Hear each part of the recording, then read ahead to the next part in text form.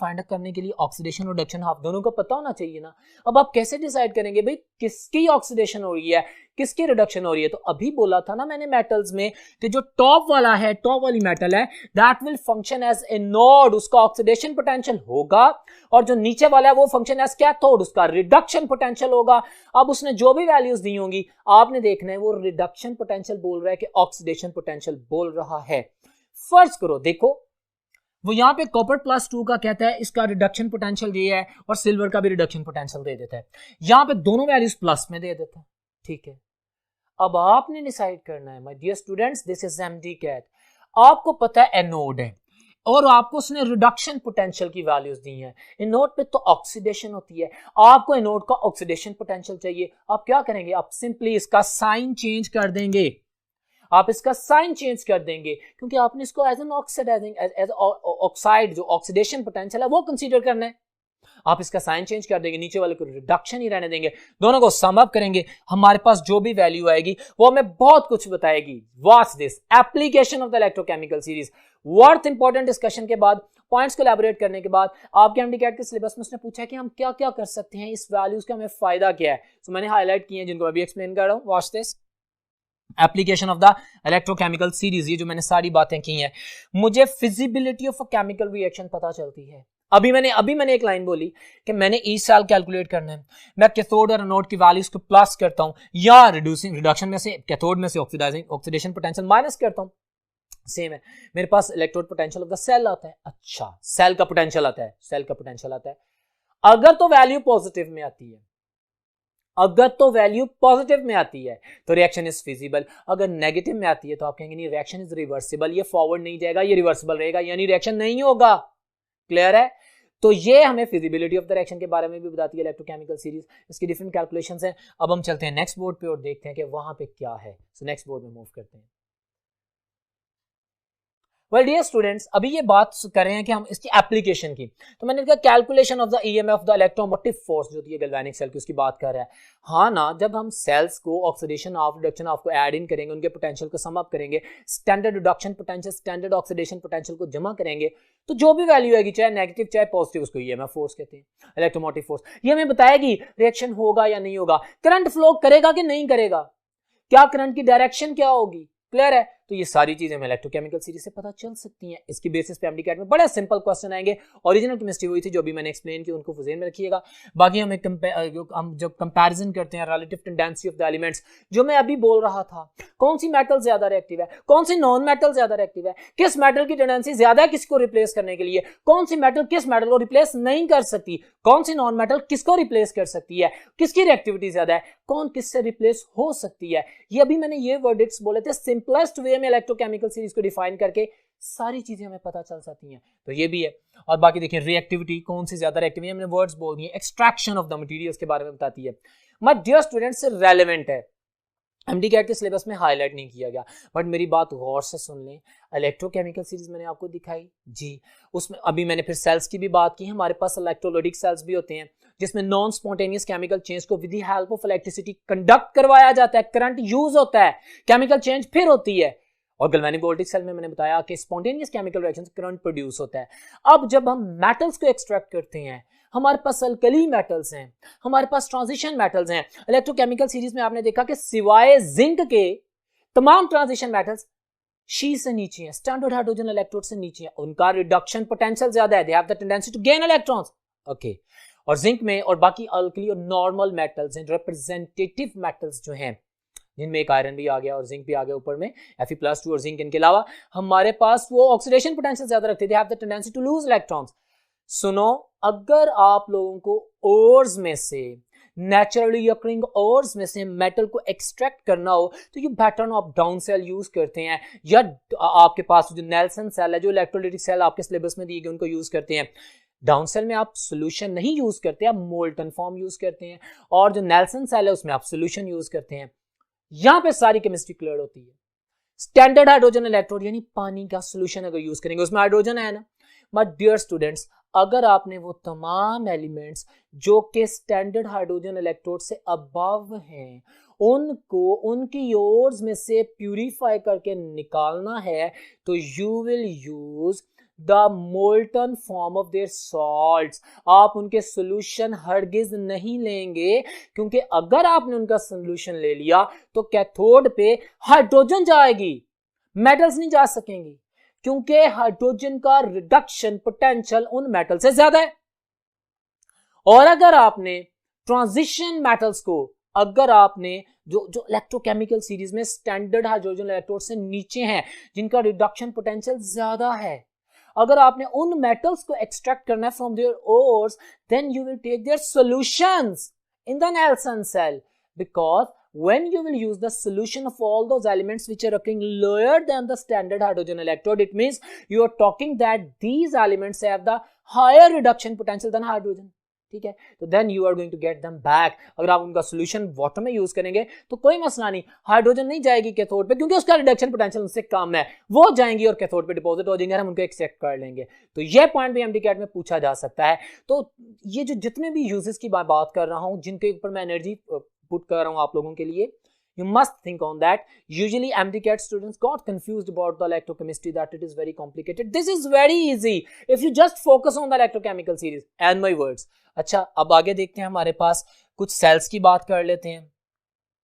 आपके MDCAT के syllabus में सेल्स की बात की गई, जिसमें फ्यूल सेल पे फोकस किया गया, जिसे हाइड्रोजन ऑक्सीजन फ्यूल सेल भी कहा जाता है। अच्छा, पहले तो मैं ये बताता हूँ कि हमारे पास ये जो बैटरीज हैं ये होती क्या हैं। हम पढ़ के हैं ना इलेक्ट्रोकेमिस्ट्री क्या है, जिसमें conversion of the chemical energy into the electrical energy और electrical energy into the chemical energy convert करते हैं ना। तो बैटरीज हम किस लिए यूज करते हैं कि हम केमिकल चेन से इलेक्ट्रिसिटी जनरेट करें, बिजली हासिल करें, डिफरेंट पर्पसेस के लिए यूज करते हैं। You better now, I am not spending your precious time, watch this. तो मैंने कहा कि ये हमारे पास यूजुअल, आप ये देख सकते हैं, मैंने लिखा है कि modern battery spontaneous chemical change produce current या इलेक्ट्रिसिटी। अच्छा, ये पोर्टेबल सेल्स होते हैं, जितनी भी बैटरीज हैं। लिक्लैंचियस सेल भी नहीं कहा जाता था, फॉर्मली एक नाम है, आपको पता होना चाहिए, सिंपल बातें हैं। अच्छा, टाइप्स में अगर बात करते हैं, ये भी जरूरी है, ये भी एमडीकैट के क्वेश्चन में आ सकता है। प्राइमरी सेल की बात करता है, सेकेंडरी सेल की बात करता है। So what do you mean primary cells? Which are not rechargeable, जैसे घड़ियों के cell. Many cells you better know, जैसे खिलौनों के सेल रिचार्जेबल नहीं होते, और जो सेल रिचार्जेबल होते हैं they are called as the secondary cells. Very simple, you better know. अब उसमें जो हमने बात करनी है, जो हमारे MDCAT के सिलेबस में फोकस्ड है, that is fuel cell, that is rechargeable, it means that is secondary cell. अब देखें, मैंने इसके कुछ पॉइंट्स लिखे हैं जो कि MDCAT में पूछे जाएंगे, आपको भी पता है, हमें भी पता है। मैं लेड एक्यूमुलेटर की बात नहीं करता, मैं निकल कैडमियम बैटरी की बात नहीं करता, मैं सिल्वर ऑक्साइड बैटरी की बात नहीं करता, मैं सिर्फ उसकी बात कर रहा हूँ जो हमारे सिलेबस में है।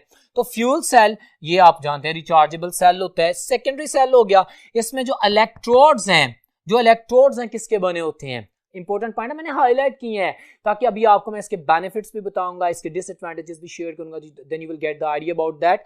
तो भाई मेरे पास देखें, हमारे पास ये जो फ्यूल सेल्स की केमिस्ट्री है, ये पोरस कंप्रेस्ड कार्बन से, ये इससे इलेक्ट्रोड बनते हैं और उनके ऊपर प्लैटिनम को इंप्रेग्नेट किया जाता है, वहां पे डिपॉजिट किया जाता है, इंप्रेग्नेशन ऑफ द प्लैटिनम, ताकि ये एज अ कैटलिस्ट काम कर सके। Impregnated platinum function as catalyst, MDCAT का क्वेश्चन है। Electrodes are made up of the compressed carbon, और कार्बन की कौन सी एलोट्रोपिक फॉर्म होगी, जो कंडक्टर है, वो कौन सी होती है? कोल नहीं, डायमंड नहीं, ग्रेफाइट, ऑफ कोर्स ग्रेफाइट। सो यहाँ पे ग्रेफाइट से ही मुराद है, जो कार्बन की बात कर रहा है, that mean the conductor form, got it. अच्छा, उसके बाद है इलेक्ट्रोलाइट, इसमें अल्कलाइन पोटेशियम हाइड्रोक्साइड होता है, याद होना चाहिए, एमडीकैट में पूछा जाता है, मैंने अलग अलग कर दिए। दूसरा फ्यूल, इसमें कौन सा यूज हो सकता है? हाइड्रोजन यूज होता है। नॉर्मली हाइड्रोजन आपकी बुक में हाईलाइट किया गया है, आपकी बुक में यह भी लिखा गया कि बाकी फ्यूल्स कौन से हैं, वो मैंने हाईलाइट किया क्योंकि एमडीकैट में पूछेगा, आपको डिफरेंट वेरिएशन दे देगा। Which one of the following is the fuel, या which one of the following is the anode in the fuel cell. तो जो फ्यूल है दैट इज एनोड, इसमें जो ऑक्सीजन है दैट फंक्शन एज कैथोड। याद रखिएगा, एमडीकैट के हम क्वेश्चंस हैं, आपके सामने ये बातें क्लियर हो जाती हैं। सिंपल बैटरी है, लेकिन चीजें जब पूछता है तो कंफ्यूजिंग हो सकती हैं। ऑक्सीजन फंक्शन एज कैथोड, बाकी hydrogen, hydrogen, methyl alcohol, ammonia, they are functioning as anode. Clear है? इलेक्ट्रोलाइट बता दिया, इसके मैंने फ्यूल्स की बता दे। एफिशिएंसी, इसकी 60% एफिशिएंसी होती है, सबसे ज्यादा एफिशिएंसी होती है। और एफिशिएंसी को मिक्स नहीं कीजिएगा इस एमसीक्यू के साथ, दोनों बातें आपकी बुक में लिखी गई हैं, इनको मैंने लिखा आप लोगों के लिए।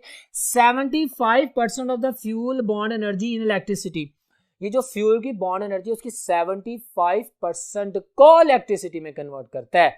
ठीक है, तो ये दोनों पॉइंट्स आपने अपने ज़हन में रखने हैं। इसके अलावा भी आपको मैं कुछ स्लाइड्स दिखाता हूं जिसमें मजीद कुछ डिटेल्स आपसे शेयर करूंगा और उसके बाद मजीद एमसीक्यूज की तरफ जाएंगे जी। तो डियर स्टूडेंट्स, अभी आप एक स्लाइड देख रहे हैं, उसमें फ्यूल सेल के हवाले से जो बातें मैंने भी बताई हैं, कुछ और प्रॉपर्टीज लिखी गई हैं, सारी इंपॉर्टेंट, आप इसको सुने, नोट डाउन करें और एमडी कैट के पेपर की तैयारी करेंगे।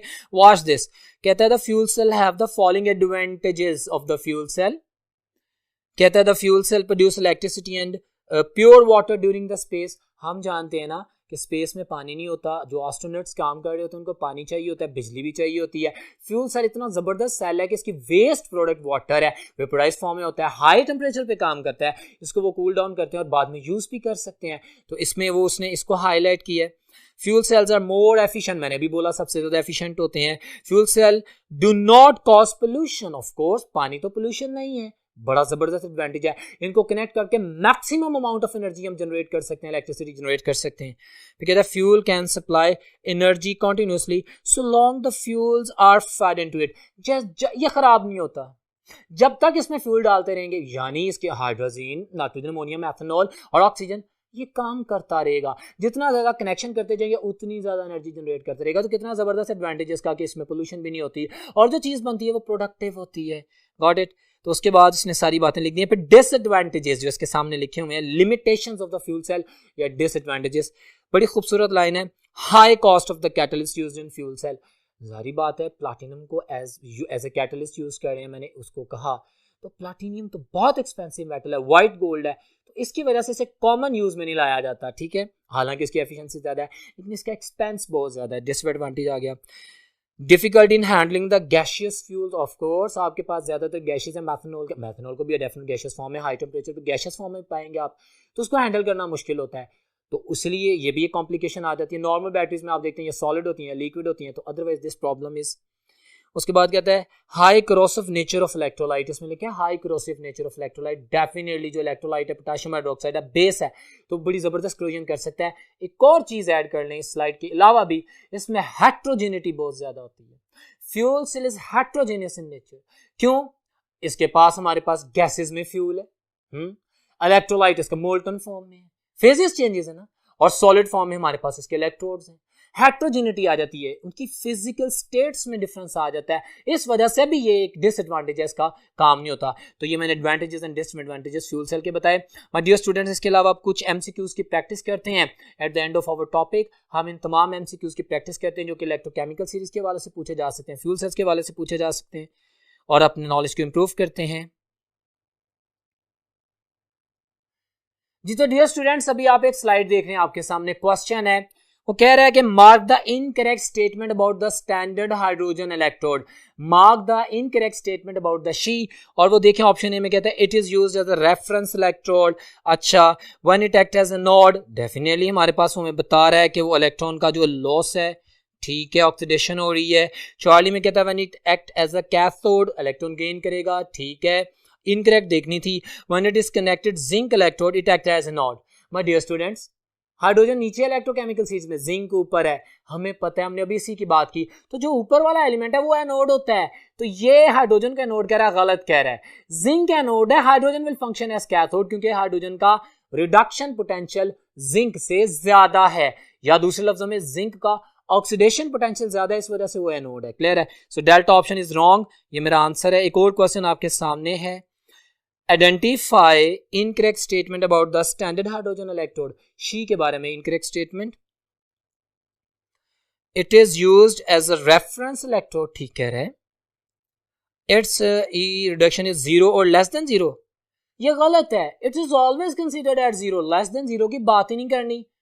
एमडी कैट है, बड़े ध्यान से आंसर करना है। 0 तक बात ठीक है, लेकिन लेस देन 0 की वजह से स्टेटमेंट गलत होगी। लेकिन मैं बाकी भी पढ़ता हूं, आप देख रहे हैं। 1 it is connected to zinc electrode in galvanic cell at as cathode, अभी बात की, बिल्कुल ठीक है। When it is connected to the copper, copper इससे नीचे है, it act as a node, ये सारी स्टेटमेंट ठीक है। बीटा इज माई आंसर, जो कि गलत स्टेटमेंट है कि कभी भी शी का स्टैंडर्ड हाइड्रोजन इलेक्ट्रोड, जिसे हम नॉर्मल हाइड्रोजन इलेक्ट्रोड भी कहते हैं, उसका इलेक्ट्रोड पोटेंशियल 0 से कम नहीं होगा, हमेशा 0 होगा। एक और क्वेश्चन आपके सामने है, एक डायग्राम आप देख सकते हैं। Which electrode reaction will occur on closing the circuit? Circuit close करने के बाद, ठीक है, आप ये देखिएगा, this circuit shown in the diagram, ठीक है, उसने डायग्राम बता दिया, जिंक और कॉपर का कॉम्बिनेशन बता दिए। अच्छा, ऑप्शंस दिए हैं, बड़ा खूबसूरत सवाल है, वेरी इंटरेस्टिंग, मैं पढ़ रहा हूँ, जरा गौर से देखिएगा। कहते हैं ऑप्शन ए में कॉपर डिसॉल्व्स प्रेफिशिएंटली। अच्छा सुनो, मेरी बात सुनो, जिंक और कॉपर में ना, जिंक ऊपर है, कॉपर नीचे है, जिंक एनोड है, कॉपर कैथोड है। एनोड डिसॉल्व होता है, कैथोड फैक्टर होता है। अभी मैंने बातें की थी, इसको ज़हन में रखिएगा, क्योंकि ऊपर वाले पे ऑक्सीडेशन हो रही है, जिंक पे, कैथोड पे रिडक्शन हो रही है। अब ऑप्शंस पढ़ते हैं, और मुझे कहता है कि उसने कहा था कि हमें बताओ वो कौन सा आंसर है, ठीक है। बीटा में कहता है कॉपर डिसॉल्व्स प्रेफरेंशियली, नहीं। अच्छा, कहते हैं zinc and copper both dissolve, नहीं भाई, zinc, delta is my answer, zinc dissolves preferentially, तो delta is my answer because not dissolves, do not copper, copper cathode है, वो तो फैक्टर होगा, वो मतलब उसकी विड्थ बढ़ेगी, उसका मास बढ़ेगा, उस पर डेपोजिशन होगी, so delta is my answer. एक और क्वेश्चन आप सामने देख सकते हैं, इन एन इलेक्ट्रोकेमिकल सीरीज, वही सीरीज के क्वेश्चंस आ रहे हैं ना, elements are arranged on the basis of pH scale, pOH scale, pK scale या hydrogen scale. Of course hydrogen scale, standard hydrogen electrode से कंपेयर करते हैं। So delta option is my answer. Slide आपके सामने है, और मजीद डिस्क्रिप्शन भी आप देख सकते हैं, इसके हवाले से कोई भी पूछे जा सकता है। एक और क्वेश्चन आप देख सकते हैं आपके सामने माय डियर स्टूडेंट्स, क्वेश्चन है, mark the incorrect statement about the following terms used in the redox reaction in terms of the oxidation number. Oxidation number की टर्म्स में जो उसने क्वेश्चन किया, अब उसने टेबल दे दी है, इंफॉर्मेटिव क्वेश्चन है। अल्फा में कहता है ऑक्सीडेशन, लॉस ऑफ इलेक्ट्रॉन, उसका क्वेश्चन क्या है, इनकरेक्ट स्टेटमेंट देखनी है। अल्फा ठीक है। बीटा में कहता है reduction, gain of electron, decrease in the oxidation state, बिल्कुल ठीक है, बेसिक डेफिनेशंस जो मैंने बताई थी। रिड्यूसिंग एजेंट में कहता है इलेक्ट्रॉन डोनर, इलेक्ट्रॉन डोनर ठीक है। Substance whose oxidation number increase और remain constant. My dear student, ये यहां तक तो बात मैं सही कह देता हूं कि रिड्यूसिंग एजेंट है, इलेक्ट्रॉन डोनेट करता है, रिड्यूस करता है दूसरे को, लेकिन आगे वो जो स्टेटमेंट बोला है, मैं करेक्ट स्टेटमेंट बोलता हूं, नीचे आंसर भी लिखा हुआ है कि in fact in the redox reaction oxidation number of the reducing agent always increases. हमारे पास जो रिड्यूसिंग एजेंट है वो दूसरे को रिड्यूस कर रहा है, खुद को ऑक्सीडाइज कर रहा है, अपने इलेक्ट्रॉन निकाल के दूसरे को दे रहा है, उसकी ऑक्सीडेशन स्टेट हमेशा इंक्रीज करेगी। सो ये आपके सामने कुछ क्वेश्चंस थे। Well my dear student, that was all about the today's lecture, जिसमें हमने इलेक्ट्रोकेमिस्ट्री के वो तमाम पॉइंट्स जो कि कंसर्न थे और उनसे रिलेटेड भी हर पॉइंट जो कि एमडी कैट में आया है उसको डिटेल में पढ़ा। आई ट्राइड कि मैं आप लोगों के लिए इस कॉन्सेप्ट को ईजीएस्ट वे में कन्वे करूं और एमडी कैट के पैटर्न में जिस तरह से क्वेश्चन पूछे जा सकते हैं वो एलैबोरेट करूं। आई होप कि आप लोगों ने समझा होगा, आप इसको याद करेंगे, प्रैक्टिस करेंगे, इसको अप्लाई करेंगे और इंशाल्लाह आपका एमडी कैट का टेस्ट बेहतरीन होगा। इंशाल्लाह नेक्स्ट लेक्चर में मुलाकात होती है, तब तक अल्लाह हाफिज।